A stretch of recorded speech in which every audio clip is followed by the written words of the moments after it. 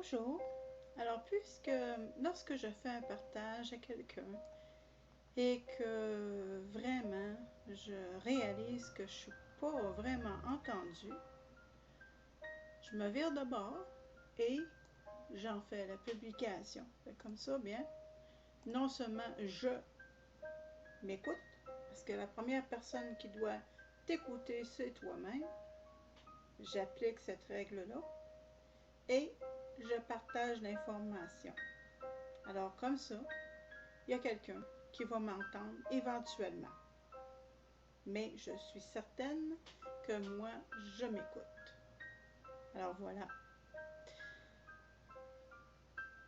J'ai contacté un organisme communautaire au Royaume-Uni récemment concernant l'abolition de la psychiatrie, but que par ailleurs je poursuis.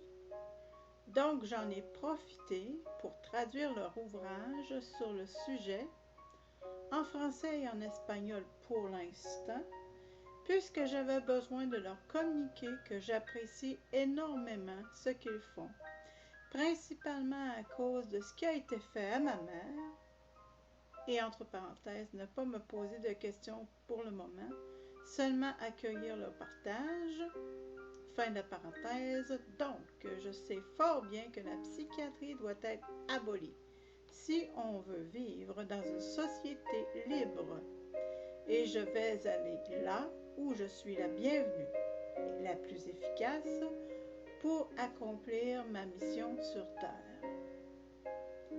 Il y a quelque chose que j'ai appris avec mes expériences, c'est de vivre cette journée comme si c'était ma dernière. Alors,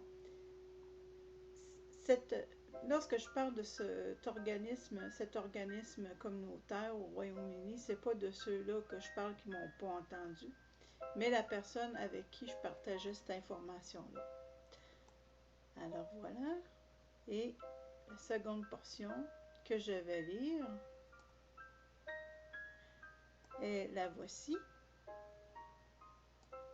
Je vais d'abord dire que j'ai un gros problème avec l'injustice également, et c'est pourquoi je t'ai partagé en résumé l'injustice qui a été faite à l'égard de ma mère et de moi par mon géniteur, par la psychiatrie et par le système. Je suis moi-même une experte en santé mentale, en rémission du mal que l'on m'a fait.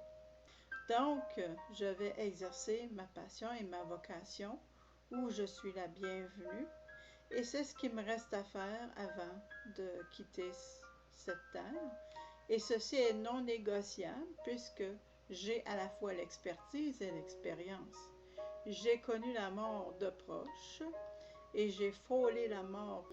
Donc, je suis la dernière à nier les problèmes émotifs causés par la maltraitance. Toutefois, la folie, entre guillemets, n'existe pas.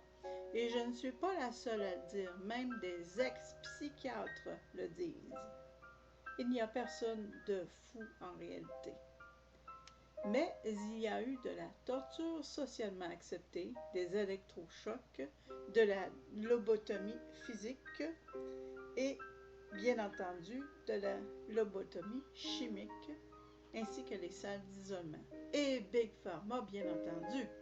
La torture qu'est la psychiatrie est une grosse machine à sous. On s'assure de les rendre malades pour bien huiler la machine. Alors voilà, c'est ce que j'avais à partager pour l'instant. Quant à l'autre aspect, j'en reparlerai dans une autre audio ou vidéo. En te remerciant de ton écoute.